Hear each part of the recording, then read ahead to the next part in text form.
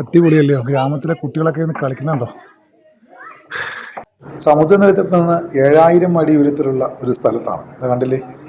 കച്ചിലാട്ടൊക്കെ വരുന്നത് കണ്ടോ? അവിടുത്തെ ഗ്രാമീണർ കണ്ടോ? പോകുന്നുണ്ടോ?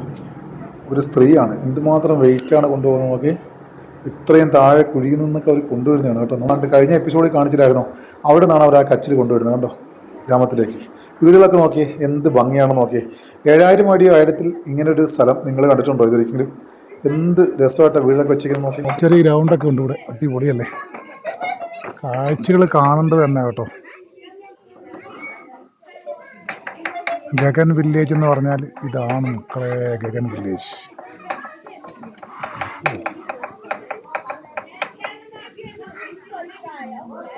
ആശാമാരോട് എന്ത് ചെയ്യോ? ओ सेम फिगर तुम्हारा मेरा आदमी है नेपाल वाला।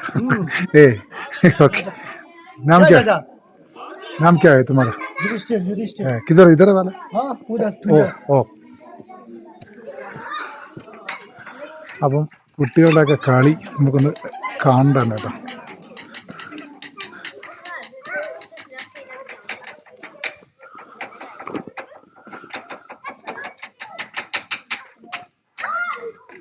हाय हाय हाय। नाम क्या है? नाम क्या है? जिसका? हाँ, तुम्हारा नाम? सवर्णा। कितना क्लास पढ़ता है? 3 year. School here? School when school? किधर स्कूल?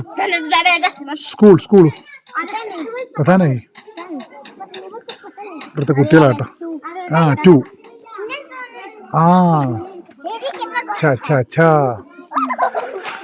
കുട്ടികളോട് നമ്മൾ സ്കൂള് വെച്ചപ്പോൾ അവർക്ക് സ്കൂൾ അറിയില്ലെന്ന് പറഞ്ഞു. സ്കൂളെന്ന് പറഞ്ഞാൽ ഇനി അറിയത്തില്ല, വേറെ എന്തെങ്കിലും പറയുന്നതെന്ന് തോന്നുന്നു. അപ്പോൾ വന്നപ്പോൾ ഇങ്ങനെ വന്നപ്പോഴാ ഒരു ചേച്ചി ഇങ്ങനെ വരുന്നുണ്ട്. ചോദിച്ചു നോക്കാം. वाटरफॉल्स किधर है? वाटरफॉल्स बहुत दूर है. बहुत दूर है. टाइम लगेगा अभी तो. വാട്ടർഫാൾസ് പോകണമെങ്കിൽ ഒരുപാട് ദൂരം ഉണ്ടെന്നാണ് പറയുന്നത് അല്ലേ? ഈ ഗഗൻ വില്ലേജിൽ 3 വാട്ടർഫാൾസ് ഉണ്ട് കേട്ടോ. ചെറുതുമുണ്ട് വലുതുമുണ്ട്. അപ്പോൾ അത് ചോദിക്കാം നമുക്ക്. ഭായ് സാ വാട്ടർഫാൾസ് കിതറേ? വാട്ടർഫാൾസ് ഇത് ഒരു വില്ലേജാണ് ഇവിടുത്തെ. ഇതാണ് ഗഗൻ വില്ലേജ് കേട്ടോ. ഇവിടെ നിന്ന് 100ഓളം വില്ലേജ് ഉണ്ടെന്നാണ് പറയുന്നത്. 500ഓളം ആളുകൾ ഇവിടെ താമസിക്കുന്നുണ്ട്. ഒരു മരം നോക്കിയേ, എന്ത് വർഷ പഴക്കമുള്ള നോക്കിയേ. അങ്ങനെ നോക്കിയാൽ താഴ്ന്ന് വില്ലേജിലെ ആളുകളൊക്കെ ഇങ്ങനെ കയറി വരുന്നുണ്ട് കേട്ടോ. ഇവരൊക്കെ ഓരോ കൃഷി സ്ഥലങ്ങളിൽ നിന്ന് വരുന്നതാണ്. അവിടുത്തെ ഗ്രാമങ്ങളിൽ വിവിധ പ്രദേശങ്ങളിലായിട്ട് കൃഷി ചെയ്യുന്നുണ്ട് ഇവർ. അപ്പോൾ അവിടെയൊക്കെ കൃഷികൾ കുട്ടികളൊക്കെ ആയി പോയ ശേഷം തിരിച്ചു വരുന്നതാണ്. ഗ്രഹണം എന്ന് പറയുന്നത് നല്ല ഭംഗിയുള്ള ഗ്രാമമാണ്. ഒരു രക്ഷയില്ല, ഭയങ്കര വൈബാണ്. നോക്കേ, കുഞ്ഞിനെയൊക്കെ വെച്ചേക്ക് നോക്കിയേ. ഇവർ രാവിലെ പോകുമ്പോൾ കുഞ്ഞുങ്ങളുമായിട്ടും എല്ലാമായിട്ടും ഇങ്ങനെ പോകും. പോയതിനു ശേഷമാണ് തിരിച്ചു വരുന്നത് വൈകുന്നേരം. ഗ്രഹം വില്ലേജിൽ നിന്ന് കുറച്ച് മുമ്പോട്ട് നമ്മൾ വിടുമ്പോൾ അടുത്ത വില്ലേജിലേക്ക് പോകുന്ന വഴിയാണ്. ഓക്കെ, ഒരു അടിപൊളി ഒരു വീട് നോക്കി. ഒരു അരുവിയുടെ സൈഡിലാണ് ഈ വീട് കേട്ടോ. ഇതൊരു ചെറിയ വെള്ളച്ചാട്ടം എന്നാണ് ഇവർ പറയുന്നത്.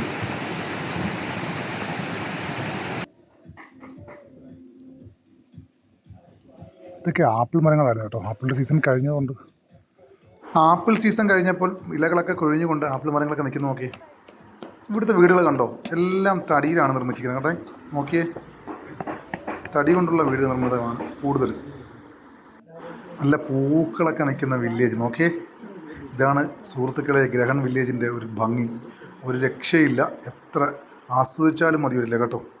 ഏകദേശം നേരം ഇരുട്ടാറായി കേട്ടോ. ഒരു റൂം ചോദിച്ചു. ഇതാണ് നമ്മുടെ റൂം, താമസിക്കാമെന്ന റൂം ചോദിച്ചപ്പോൾ 500 രൂപ റേറ്റിൽ നമുക്ക് റൂം കിട്ടും. അപ്പം ഇവിടുത്തെ ഒരു പ്രശ്നം എന്ന് പറഞ്ഞാൽ നമുക്ക് രാത്രിയായാൽ ഇവിടെ നമുക്ക് പുറത്തിറങ്ങി നിൽക്കാനൊന്നും പറ്റില്ല. അത്രയ്ക്ക് ഡേഞ്ചർ സ്ഥലമാണ്. കാരണം ഇരുട്ട് വീണ് കഴിഞ്ഞാൽ ഇവിടുത്തെ ഗ്രാമവാസികൾ ആരും തന്നെ പുറത്തിറങ്ങില്ല. കാരണം ചീറ്റപ്പുലിയും ബ്രൗൺ കരടികളും ഇവിടെ ഒരുപാടുണ്ട്. അപ്പോൾ അതുകൊണ്ട് വളരെ സൂക്ഷിച്ച് വേണം ഇവിടെ പുറത്തേക്ക് സഞ്ചരിക്കാൻ. സുഹൃത്തുക്കളെ, നമ്മളെന്നറിയാം വില്ലേജിൻ്റെ മുകളിൽ നമുക്ക് ടെൻറ്റ് കെട്ടാനൊരു സ്ഥലം കിട്ടിയിട്ടുണ്ട്. നമ്മളിന്നൊരു ടെൻറ്റ് അടിച്ചിട്ട് താമസിക്കുകയാണ്. അവിടെ നമുക്ക് ഫുഡൊക്കെ പ്രിപ്പയർ ചെയ്തുകൊണ്ട് ഇന്ന് നമുക്ക് അവിടെ താമസിക്കാം. ഒരു ടെൻറ്റിൽ വലിയ ആഗ്രഹമാണ് ഒരു ടെൻറ്റിൽ താമസിക്കണമെന്ന്. ഹിമാചൽ പ്രദേശ് വന്നിട്ട് ടെൻറ്റ് അടിച്ച് താമസിക്കുക എന്ന് പറഞ്ഞാൽ കുറച്ച് റിസ്ക് ആണെന്നാണ് നമ്മൾ അറിഞ്ഞത്. പക്ഷേ ഇവിടെയൊക്കെ ഈ പ്രദേശത്ത് മുഴുവൻ മൃഗങ്ങളുണ്ട്. കാരണം ഇവിടെ ചീറ്റപ്പുലിയാണുള്ളത് കേട്ടോ. ചെറിയ കാര്യങ്ങൾ. കഴിഞ്ഞ ദിവസം തന്നെ ചീറ്റപ്പുലി ഒരെണ്ണം വന്ന് ഡോഗിനെ കൊണ്ടുപോയെന്നാണ് പറഞ്ഞത്. ഏതായാലും നമുക്ക് ഈ ഒരു ഗ്രാമത്തിലെ വൈബിൽ നമുക്കിന്ന് ടെൻ്റ് അടിച്ച് താമസിക്കും. ടെൻറ്റ് നമുക്ക് കെട്ടാൻ വേണ്ടി 2 പേരെ സഹായത്തിന് നിൽക്കണം. കാരണം ടെൻറ്റ് ഇവിടുന്ന് റെൻ്റ് എടുത്താണ്. കാരണം നമ്മുടെ കയ്യിൽ ടെൻറ്റ് ഇല്ലാത്തതുകൊണ്ട് നമ്മൾ റെൻ്റ് എടുത്തു. അങ്ങനെ ആ ടെൻറ്റ് കൊണ്ട് കെട്ടുന്നത് നമുക്കൊന്ന് കാണാം.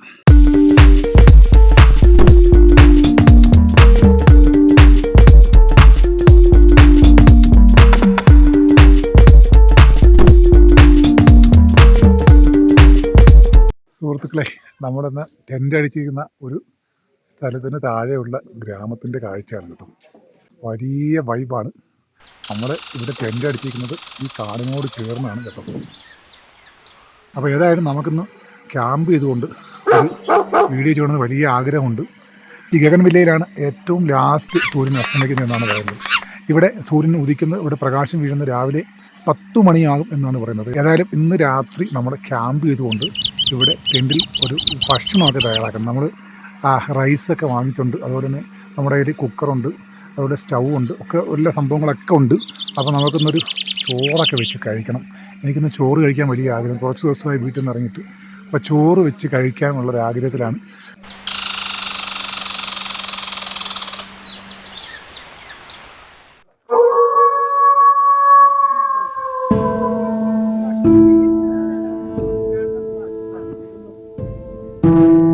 നമ്മളെ അരി ഒന്ന് കഴുകാം കേട്ടോ. നമുക്ക് നാളെ രാവിലത്തേനും കൂടെ എടുക്കാൻ വേണ്ടിയുള്ളൊരു രീതിയിലാണ് നമ്മൾ അരി ഇടുന്നത് കേട്ടോ. നമുക്കേ അവിടെ നിന്നൊരു ഡെസ്ക് കിട്ടി. ഗ്രാമത്തിൽ പോയപ്പോൾ ഒരു ഡെസ്ക് തന്നു. ആ ഡെസ്ക് കൊണ്ട് നമ്മുടെ സാധനങ്ങളൊക്കെ ഇറക്കി വെച്ചിരിക്കുകയാണ് കേട്ടോ. എന്നിട്ട് നമ്മുടെ കുക്കറിൽ അരി ഇട്ട് 2 ഗ്ലാസ് അരി ഇട്ടു. നമുക്ക് 3 ഗ്ലാസ് വെള്ളം ഒഴിച്ചിട്ടുണ്ട്. നമുക്ക് അടച്ച് നോക്കാം. എന്നിട്ട് നമുക്ക് സ്റ്റൗവൊക്കെ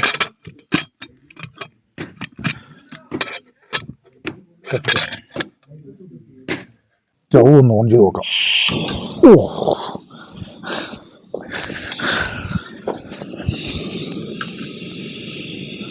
റൈസ് അങ്ങനെ അടുപ്പിൽ വെച്ചിരിക്കുകയാണ്. കുക്കറിലാണ് വെച്ചിരിക്കുന്നത് കേട്ടോ. പെട്ടെന്ന് വേവട്ടെ.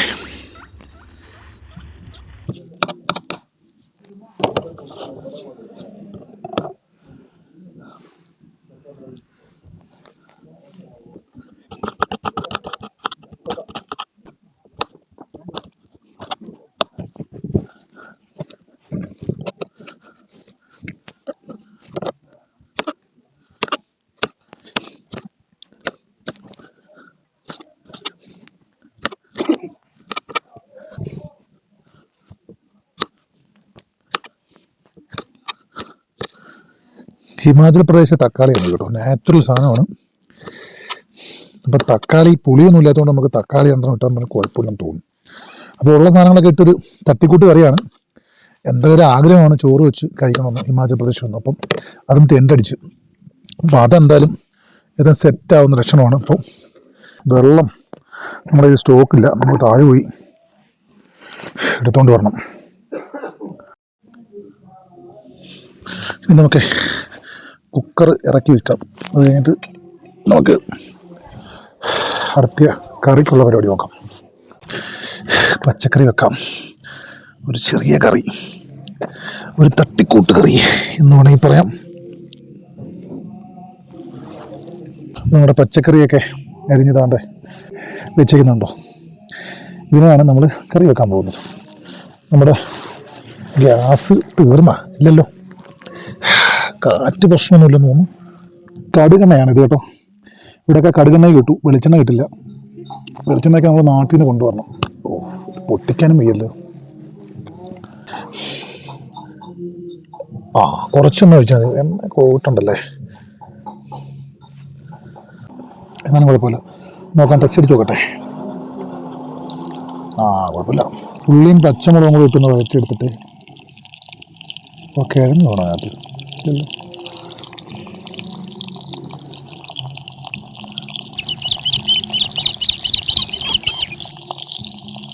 എന്നിട്ട് ഗ്യാസിലെ സ്റ്റൗ അങ്ങോട്ട് കറക്റ്റ് ആവുന്നില്ലല്ലോ. ഇത്രയൊക്കെ കത്തു. തണുപ്പായോണ്ടേ ഇത്രയൊക്കെ കത്തു.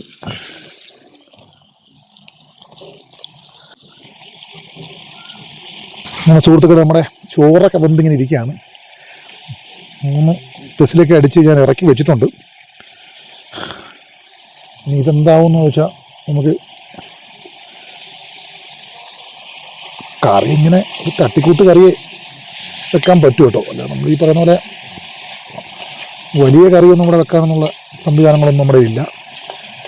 കാരണം ഇത്ര നിങ്ങൾക്ക് അറിയാൻ കണ്ടില്ലേ, നിങ്ങൾ വീഡിയോ കണ്ടാണ് ലഗേജ് 30 കിലോ ലഗേജോളം നമ്മുടെ കയ്യിൽ തന്നെ നിലവിലുണ്ട്. ഇതുകൊണ്ട് ഈ മല കയറി വരണ്ടേ, ഭയങ്കര റിസ്ക്കാണ്.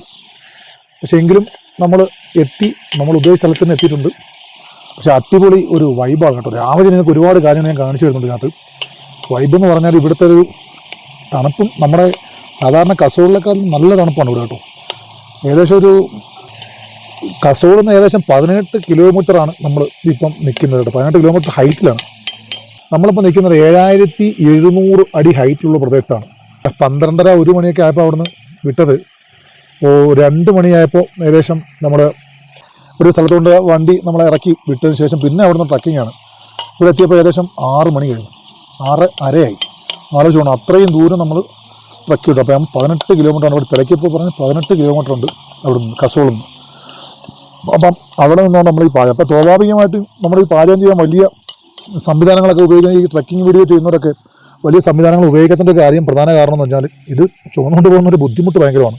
നമ്മൾ ഉദ്ദേശിക്കുന്ന പോലെ ഒരു വൈബല്ല. കാരണം ഇത്രയും ലഗേജ് നമ്മുടെ ഡ്രസ്സും എല്ലാം കൂടെ നമ്മൾ കൊണ്ടുപോകുമ്പോഴേ ഭയങ്കര ബുദ്ധിമുട്ട് വെച്ചാൽ ഈ ഹൈറ്റ് കയറുമ്പോൾ തന്നെ അത്രയും ബുദ്ധിമുട്ടാണ്. പക്ഷേ നമ്മുടെ കാഴ്ചകൾ കാണാൻ ആഗ്രഹമുള്ളവർക്ക് ട്രക്കിംഗ് ഒരു വിഷയമേ അല്ല. കാരണം അത്രയും മനോഹരമായ സ്ഥലങ്ങളാണ് നമ്മൾ മുമ്പിലൂടെ പോകുന്നത്. അപ്പോൾ അതുകൊണ്ട് നമ്മൾ ബുദ്ധിമുട്ടൊന്നുമല്ല. പക്ഷേ ലഗേജ് നിങ്ങൾ വരുന്നവർ മാക്സിമം കുറച്ച് വരിക. ഈ ഫുഡ് ഒക്കെ വെച്ച് കഴിക്കുന്നവർക്ക് മാത്രമേ ഇത്രയും ബുദ്ധിമുട്ടുള്ളൂ. അല്ലാത്തവർക്ക് പ്രശ്നമൊന്നുമില്ല. വലിയ ലഗേജ് ഒന്നുമില്ല. നമ്മൾ ഹോട്ടൽ റൂമൊക്കെ എടുത്തിട്ട് അവിടെ നിന്ന് ഡ്രസ്സൊക്കെ നമുക്ക് അവിടെ വെക്കാൻ പറ്റും. ഓക്കെ, ഇനിയിപ്പോൾ ഞാൻ കുറച്ച് മുളക് പൊടിയൊക്കെ ഇതിനകത്ത് ഇടാറുണ്ട്. മുളക് പൊടിയൊക്കെ ഇട്ട് സെറ്റാക്കിയതിന് ശേഷം നമുക്ക് മുളക് പൊടിയും മല്ലിപ്പൊടിയും മാത്രമേ ഉള്ളൂ നമ്മുടെ കയ്യിൽ. അപ്പോൾ ഉള്ളതുകൊണ്ട് നമുക്ക് അഡ്ജസ്റ്റ് ചെയ്യാം. ഈ ഒറ്റ ബ്രൂട്ടണിലെ ഗ്യാസിനകത്ത് ഞാൻ ഇപ്പോൾ എന്തായാലും ഒരു ചെറിയ കറിയും നമുക്കൊരു ചോറും വെക്കാൻ പറ്റും. അതുപോലെ തന്നെ ഇപ്പോൾ ഇവിടെ എൻ്റെ കയ്യിൽ നിലവിൽ അഞ്ചൽ വന്നാൽ നിങ്ങൾ വടക്കടത്ത് ഫുഡ് കോർട്ട് എന്ന് പറഞ്ഞൊരു ഹോട്ടലുണ്ട്. അവിടെ നിന്നെത്തിയ അവിടെ അച്ചാറൊക്കെ അവർ തൂക്കി വയ്ക്കുന്നുണ്ട്. അപ്പോൾ അവിടെ നിന്നാണ് നമുക്ക് അച്ചാർ തിന്നത്. അപ്പം അതുപോലെ തന്നെ അവർ ഫുഡൊക്കെ ചീപ്പ് റേറ്റാണ്. മഴ പെയ്യുമോ, ഒരു തുള്ളി വെള്ളം വീണു.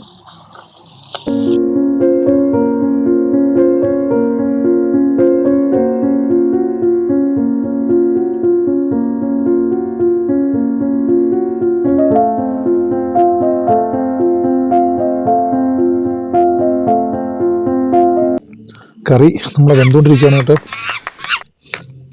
മഴയും പൊടിക്കുന്നുണ്ട്.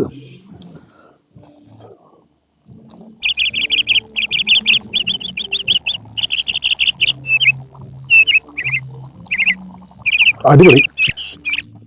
നമ്മൾ സ്വന്തമായിട്ട് പാചകം ചെയ്ത് വെക്കുമ്പോഴേ നമുക്ക് അടിപൊളി എന്ന് പറയാം. നമ്മൾ തന്നെ കഴിക്കുന്നുണ്ടേ വേറെ വിഷയമില്ല. മറ്റൊരാൾ കഴിക്കുമ്പം കൊള്ളത്തിലെന്ന് പറയുമ്പോൾ നമുക്ക് മനസ്സിലാവുന്നത് കൊള്ളത്തിലെന്ന് കറി. ഇപ്പം നമുക്ക് അടിപൊളി കറിയാണ്. കിഴങ്ങൊക്കെ ഒന്ന് വെന്ത് കഴിഞ്ഞാൽ ഉടൻ തന്നെ ഇത് കറി ആവും. ഏകദേശം കറി ആയിട്ടുണ്ട്. മഴ പിടിക്കുന്നുണ്ട് കേട്ടോ. ടെൻറ്റിൻ്റെ ഒരു സാധനം എടുത്തകത്ത് വെക്കാം. അപ്പോൾ നമ്മളെ കറി വേകാൻ വേണ്ടി കാത്തിരിക്കുന്നു. മഴ പൊടിക്കുന്നുണ്ട്. ഇവിടെ ഏത് സമയം മഴ പെയ്യാൻ ഒരു ചാൻസുള്ള സ്ഥലമാണ് കേട്ടോ. കറി വെന്തുകൊണ്ടിരിക്കുന്നു. അപ്പോൾ ചോറും കറിയും അച്ചാറും ഒക്കെ കൂട്ടി നമുക്കൊരു കഴിപ്പ് കഴിക്കണമെന്ന്. നാടിൽ നിന്ന് നമ്മൾ സ്വന്തമായിട്ട് ചോറ് വെച്ച് കഴിക്കുമ്പോൾ അതൊരു രസം കേട്ടോ.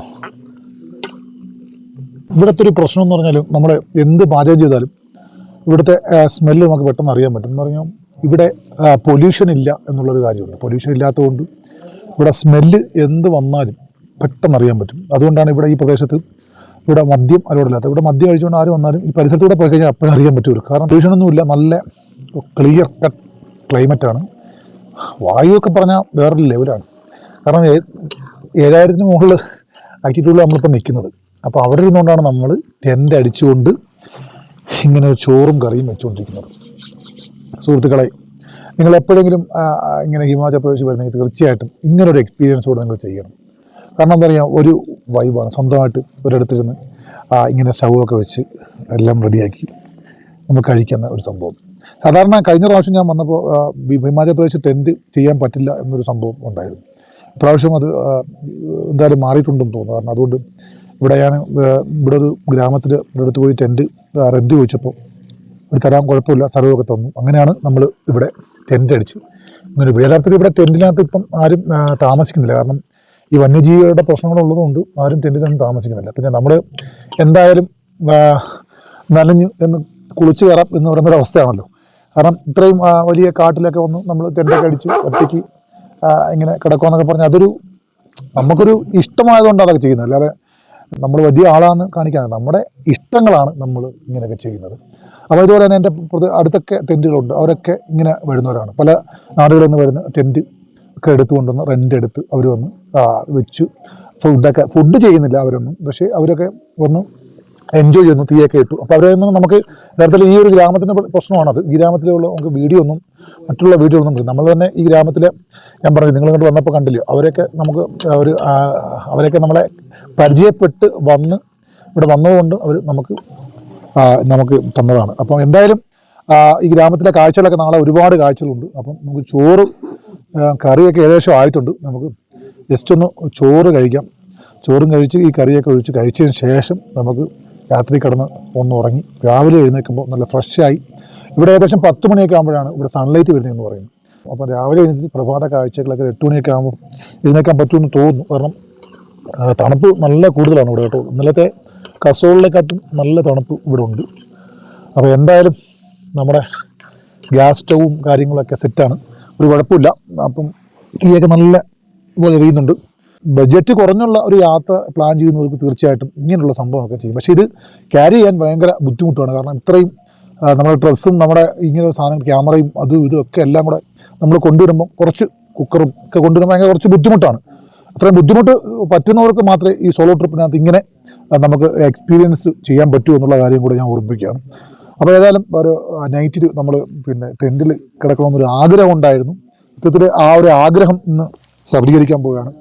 നമുക്കേതായാലും ഇതൊക്കെ ഇറക്കി നമുക്ക് മഴ പൊടിക്കുന്നുണ്ട് കേട്ടോ. നല്ല മഴ വരാൻ ചാൻസ് ഉണ്ട്. മഴ നമുക്ക് വേണ്ടി മാറി നിൽക്കുന്ന പോലെ നിൽക്കുകയാണ്. കാരണം ഞാൻ കുറച്ച് മുമ്പ് മഴ പെയ്തപ്പോൾ ഇങ്ങനെ മനസ്സുകൊണ്ട് വിചാരിച്ചു, ഈ മഴ പെയ്താൽ എന്ത് ചെയ്യും, ഇതെടുത്ത് ടെൻറ്റിനകത്തുനിന്ന് കയറ്റാൻ പറ്റത്തില്ലല്ലോ, കിടക്കാൻ പറ്റില്ലോ എന്നൊക്കെ ആലോചിച്ചതാണ്. ഏതായാലും മഴ പെയ്യാൻ ചാൻസ് ഉണ്ട്. ഏതായാലും പാചകം കഴിഞ്ഞ ശേഷം മഴ പെയ്താലും കുഴപ്പമില്ല അല്ലേ. കണ്ടില്ലേ വെന്തിട്ടുണ്ട് ഏകദേശം. അപ്പോൾ നമുക്ക് ഇത് ഇറക്കിയിട്ട് ഓഫ് ചെയ്യാൻ തോന്നും. ഓഫ് ചെയ്ത് കഴിക്കാം. നോക്കട്ടെ, ടെസ്റ്റ് അടിച്ച് നോക്കട്ടെ.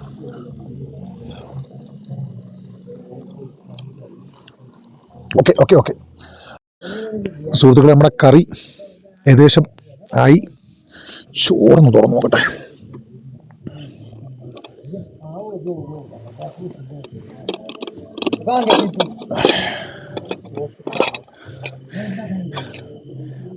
സെറ്റ് അടിപൊളിയായിട്ട് വെന്തിട്ടുണ്ട്. കറക്റ്റ് വേവാന്ന് തോന്നുന്നു കേട്ടോ. കറക്റ്റ് വേവ് എന്നാണ് അതങ്ങ് പറ്റി. ഞാൻ ഈ കുക്കറിൽ അങ്ങനെ ഈ ചോറൊന്നും വെച്ചിട്ടില്ല കേട്ടോ. അല്ലാതെ വെക്കുന്നതാണ് എനിക്കിഷ്ടം, അല്ലാതെ വെച്ചിട്ടുള്ളത്. നമ്മുടെ കറിയൊക്കെ ഓക്കെ ആയിട്ടുണ്ട്.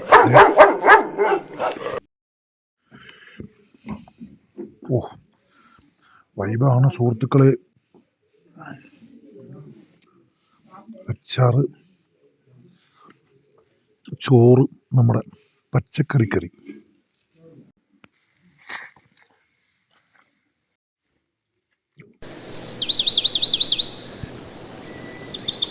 ഇത് ബീട്രൂട്ട് അച്ചാറാണ് കേട്ടോ. കുറച്ച് എരിയുണ്ട് എങ്കിലും സൂപ്പറാണ്. നമ്മൾ കഴിക്കുമ്പം നമ്മൾ തന്നെ വെച്ച് കഴിക്കുമ്പം നമുക്ക് സൂപ്പറാന്ന് പറയാനല്ലേ പറ്റൂ അല്ലേ.